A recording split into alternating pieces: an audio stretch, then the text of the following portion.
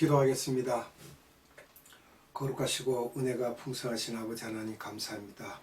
이렇게 또 오후 시간에도 하나님께서 우리를 사랑하사 생명의 말씀 앞으로 우리를 인도하시고 말씀으로 우리를 양육하시니 감사합니다. 말씀을 선포하는 자에게도 성령님 함께 하시고 말씀을 듣는 자들에게도 성령님 함께 하여 주셔서 은혜가 충만케 하여 주시기를 원합니다. 아버지 하나님, 우리의 이 예배를 흠양하여 주실 줄 믿사옵고 감사드리며 예수님의 이름으로 기도드리옵나이다. 아멘. 이 시간은 예수님에 대한 이야기인데 고난의 종 예수님입니다.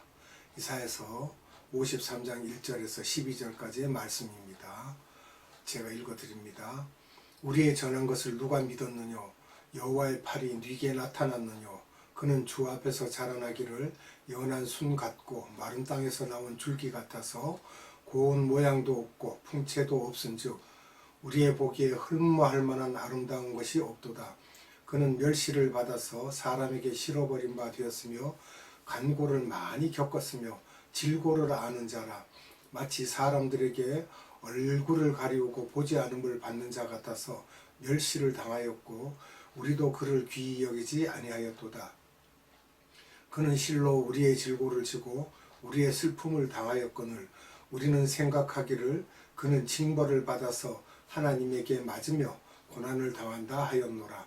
그가 찔림은 우리의 허물을 인하며 그가 상함은 우리의 죄악을 인함이라.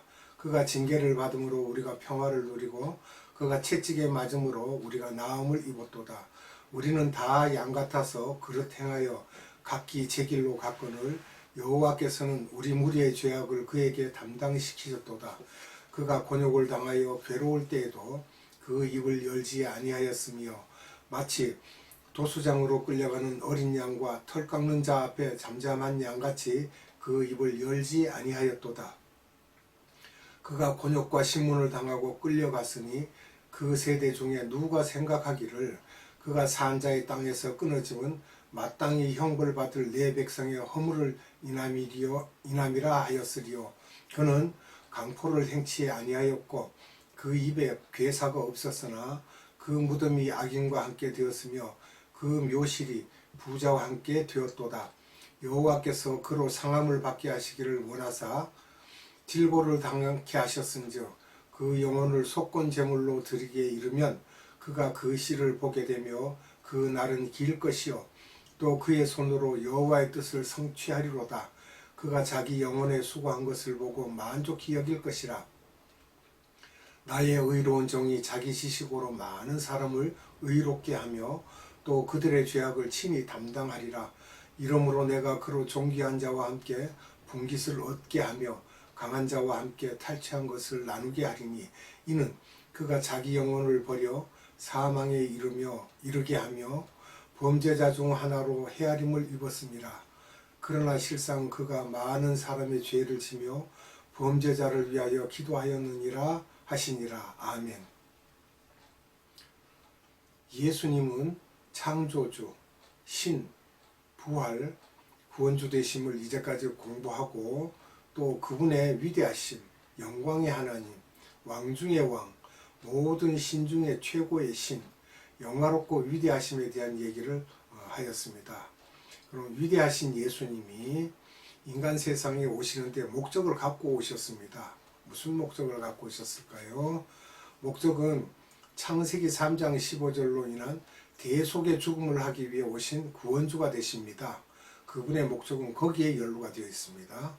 이 땅에 오시는 예수님의 모습은 영광의 하나님의 모습이 아닌 고난의 종으로 변모하여 이 땅에 오시는데 성서를 통해 여러 가지 표현을 하고 있습니다.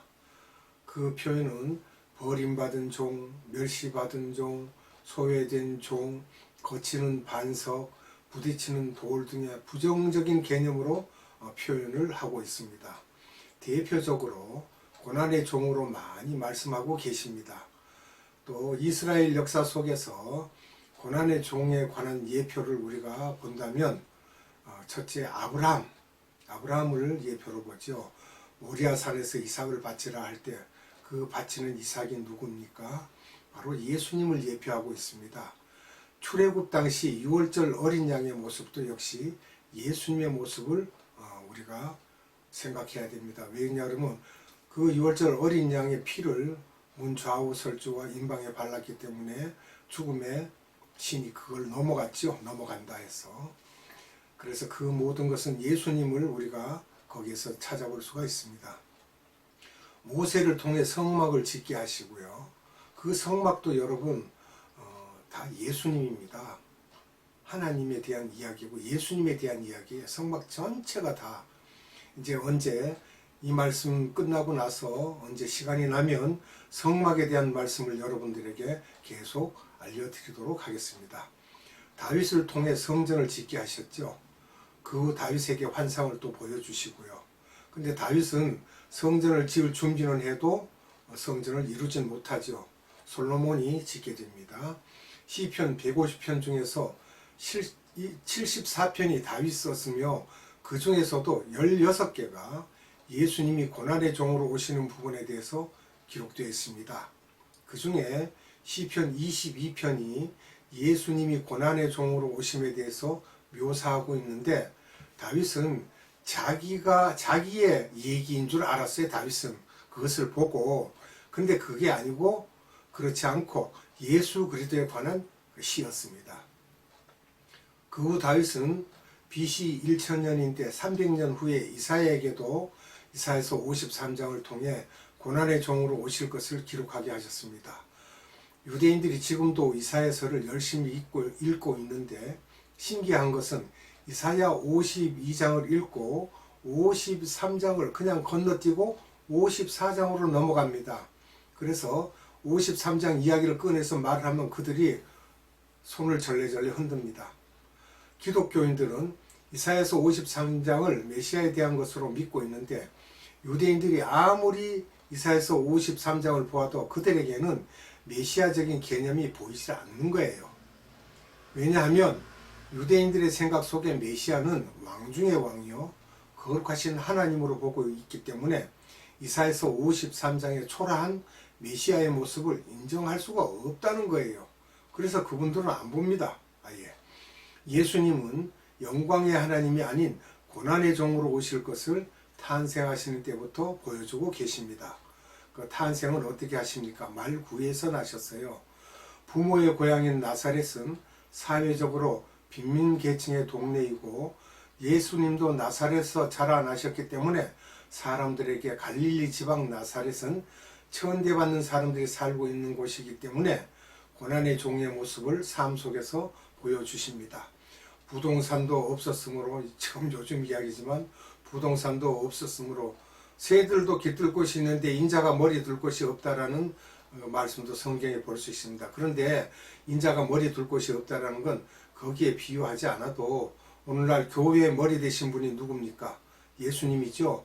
근데 예수님이 머리 둘 곳이 없다라고 말씀하세요. 그걸 깊이 생각해야 됩니다. 두렵고 떨리는 마음으로 생각해야 됩니다. 또 명절 때 예루살렘에 오실 때마다 여관에 들어가지도 못하고 비다니아에 있는 나사로, 마르다, 마리아의 집에서 주무시고 또 천국 말씀을 전하실 때도 대중들과 종교 지도자들이 인정하지 않으므로 항상 소외되고 제자들까지도 가룟 유다를 제외한 나머지 제자들도 모두 소외계층 갈릴리 지방 사람들을 뽑았던 것입니다. 제자들도 뽑아서 3년을 훈련시켰지만 대부분이 자기 생각만 하고 이용 가치가 있을 때는 따라다니다가 나중에 십자가 사건 때 이용 가치가 없자 다 버리고 도망가는 자들이었습니다. 하나님이 천지 만물을 지으시고 천지를 운행하시는 또 그분의 발등상에 우리가 깔려있는 위대하신 분이신데도 이분이 인간의 모습으로 오셔서 인간 사회에서도 괄시받는 낮은 측면의 삶을 살고 가신 것입니다. 특히 사회계층 종교 지도자들에게서 멸시를 받고 비난받는 대상이었고 인정받지 못하고 적대시하였던 것입니다. 항상 비주류 계층으로 취급받고 살다가 인간의 구원을 위해 십자가에 달려 돌아가실 때도 멸시를 당하고 비난을 받고 조롱받으시면서 자신이 이사야에게 말씀하신 대로 그렇게 죽으셨는데 예수님이 제자들에게도 나처럼 살 것을 말씀하고 계십니다. 너희도 나와 같이 살아야 된다라고요. 그 후에 2000년 동안에 살고 있는 우리 기독교인들에게도 나를 닮으라고 하시는데, 닮으라고 하시는 것은 예수님의 삶의 스타일처럼 사는 것을 말씀하고 있는 것입니다. 왜 예수님은 고난의 종이 되셨을까?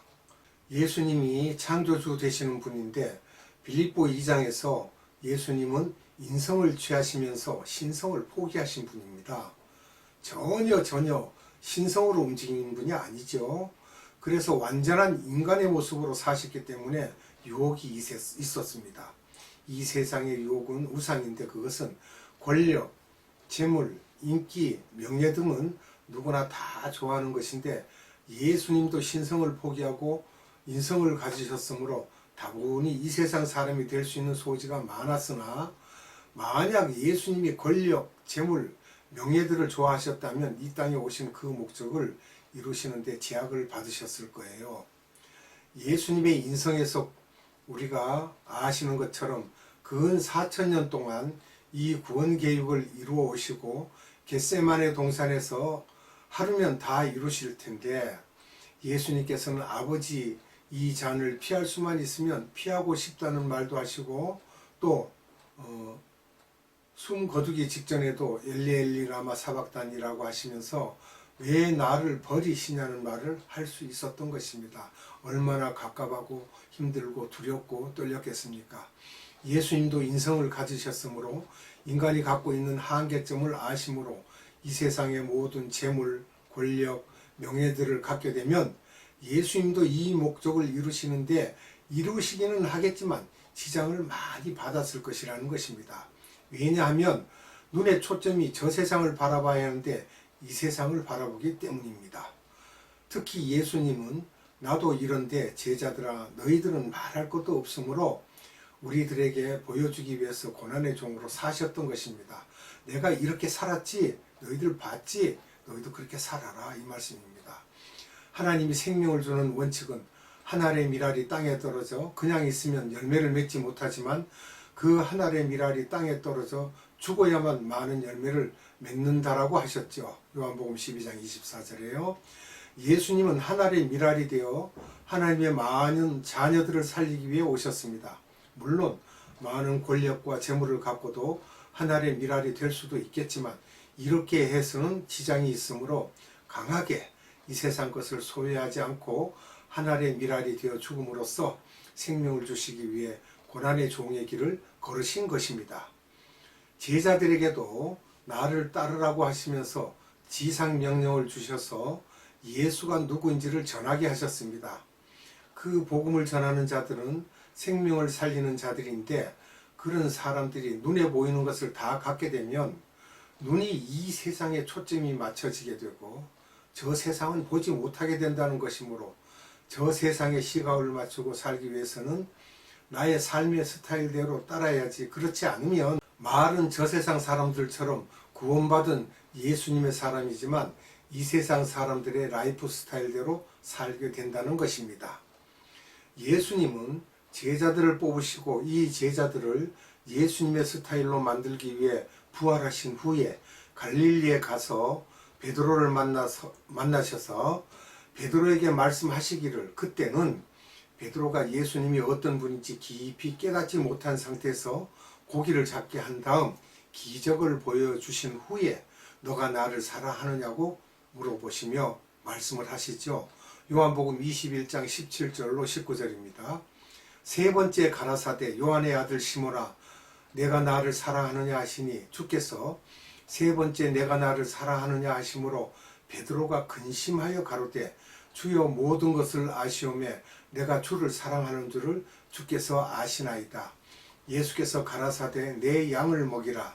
내가 진실로 진실로 내게 이르노니 젊어서는 내가 스스로 띠띠고 원하는 곳으로 다녔거니와 늙어서는 내 팔을 벌리리니 남이 내게 띄우고 원치 아니하는 곳으로 데려가리라. 이 말씀을 하심은 베드로가 어떠한 죽음으로 하나님께 영광을 돌릴 것을 가리키심이로라.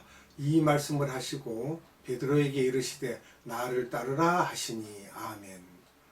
베드로는 언젠가는 이 세상 것 다 놓게 되고 가난하게 되고 핍박을 받게 되고 십자가에 거꾸로 달리게 될 것을 예수님이 말씀하시면서 저 세상 사람이 되기 위해서는 그렇게 해야 한다는 것을 말씀하고 있었던 것입니다. 바울도 30세가 될 때까지는 유대인 중에서도 베냐민 지파지요, 가말리엘 문화생으로 고등교육을 받고 공의회 회원, 지금 같으면 국회의원 정도의 그런 지위입니다. 유대교의 유명한 학자인 이 사람을 변화시키시고 나중에 아나니아에게 말씀하시기를 저 사람은 이방인들에게 내 이름을 전파하기 위해 택한 그릇이라고 하면서 얼마나 많은 고난을 받아야 할 것을 말씀하십니다. 사도행전 9장 15절로 16절 말씀입니다. 주께서 가라사대 가라 이 사람은 내 이름을 이방인과 임금들과 이스라엘 자손들 앞에 전하기 위하여 택한 나의 그릇이라. 그가 내 이름을 위하여 얼마나 고난을 받아야 할 것을 내가 그에게 보이리라 하시니 아멘. 바울은 앞서 말씀대로 그대로 다메섹에서 AD 35년에서 예수님을 만난 후에 10년 동안 외로움, 배신감, 좌절, 소외감 등을 다 경험하게 하신 후에 10년 동안 안디옥 교회 전도사부터 시작하여 사역기간 동안에 엄청난 고생을 하게 하시고 그 중간 10년이 끝나는 해에 고린도 후서에서 그동안의 고난에 대해 고백하게 하십니다. 고린도 후서 11장 23절로 28절을 봅니다. 저희가 그리스도의 일꾼이냐 정신없는 말을 하거니와 나도 더욱 그러하도다. 내가 수고를 넘치도록 하고 옥에 갇히기도 더 많이 하고 매도 수없이 맞고 여러 번 죽을 뻔하였으니 유대인들에게 40에 하나 감한 매를 5번 맞았으며 3번 태장으로 맞고 1번 돌로 맞고 3번 파선하는데 일주야를 기품에서 지냈으며 여러 번 여행에 강의 위험과 강도의 위험과 동족의 위험과 이방인의 위험과 시내의 위험과 광야의 위험과 바다의 위험과 거짓 형제 중에 위험을 당하고 또 수고하며 애쓰고 여러 번 자지 못하고 줄이며 목마르고 여러 번 굶고 춥고 헐벗었노라. 이 외의 일은 고사하고 오히려 날마다 내 속에 눌리는 일이 있으니 곧 모든 교회를 위하여 염려하는 것이라. 아멘. 그 후에 나머지 13년 동안 로마 감옥에 갇히기도 하고 결국에는 목 잘리는 순교를 당하게 됩니다. 이 목 잘리는 그 순교는요, 왜 그러냐 그러면 이분이 로마 시민권을 가졌기 때문에 십자가에 달려서 죽을 수가 없었던 것은 로마 법으로 금했습니다. 로마인은. 그래서 십자가에 달려서 죽지 못하고 오히려 목이 잘려 죽게 됩니다. 사도 바울을 통해 많은 사람이 살아났는데 이렇게 살아나는 일을 하게 하기 위해서는 희생이 따라야 한다는 것입니다. 사도 바울 외에도 많은 사람을 살리기 위해 순교하신 제자들이 있습니다. 도마는 인도에서 순교하고요. 마가는 애굽에서 순교하고 마태는 에티오피아, 안드레는 스키피아, 지금 러시아 남쪽입니다. 요한은 에베소에서 순교하고 바돌로메는 알메니안 종교를 만들고 순교를 했습니다. 야고보는 스페인에서, 이그나티우스 요한의 제자지요. 안디옥 감옥에서 사자에게 물려 죽습니다. 저스틴 마터는 참수를 당합니다. 폴리갑은 서머나 교회 목사였지요. 장작 불태워서 죽었습니다. 데투리안, 오리건, 카타콤 신도들 등 많은 사람이 예수님을 위해 죽으시면서 많은 나라로 복음이 흘러들어가게 됩니다. 한국의 일제시대 때 주기철 목사, 100년 전 김대건 신부, 병린 양요 때의 108인의 순교자들, 6.25 때 손장원 목사 등의 순교의 피 흘림으로 인해 이 땅에 복음이 들어올 수 있었던 것입니다. 우리는 이 복음을 위해 피 흘리는 사람들을 잊지 않고 기도를 해야 할 것입니다. 기도하겠습니다. 거룩하신 아버지 하나님 감사합니다. 이 시간도 생명의 말씀을 주셔서 우리로 예수 그리스도가 얼마나 많은 고난을 받았는지, 또한 예수 그리스도의 삶을 따라 살아가는 하나님의 귀한 백성들 가운데 제자들도 그렇고 사도들 모두가 하나님 저들이 먼 외국 땅까지 나가서 피 흘렸습니다. 그 피의 대가로 복음이 모든 곳에 전파되었고 하나님께서 그 일로 그들을 희생하사 그의 그 대가로 복음이 퍼져나갈 수 있도록 아버지 하나님 역사하심을 우리는 믿고 살고 있습니다. 하나님 감사합니다. 오늘도 많은 것을 우리에게 알려주시고 복음의 대가가 어떤 것인지를 우리가 생각할 수 있게 하신 하나님 감사합니다. 오직 아버지 하나님 홀로 세세무궁토록 영광 받으시옵소서. 우리 구주 예수 그리스도 이름으로 감사하며 기도드리옵나이다. 아멘. 주님 가르쳐준 기도로 예배를 마칩니다. 하늘에 계신 우리 아버지, 아버지의 이름을 거룩하게 하시며 아버지의 나라가 오게 하시며 아버지의 뜻이 하늘에서와 같이 땅에서도 이루어지게 하소서. 오늘 우리에게 일용할 양식을 주시고 우리가 우리에게 잘못한 사람을 용서하여 준 것 같이 우리 죄를 용서하여 주시고 우리를 시험에 빠지지 않게 하시고 악에서 구하소서. 나라와 권능과 영광이 영원히 아버지의 것입니다. 아멘.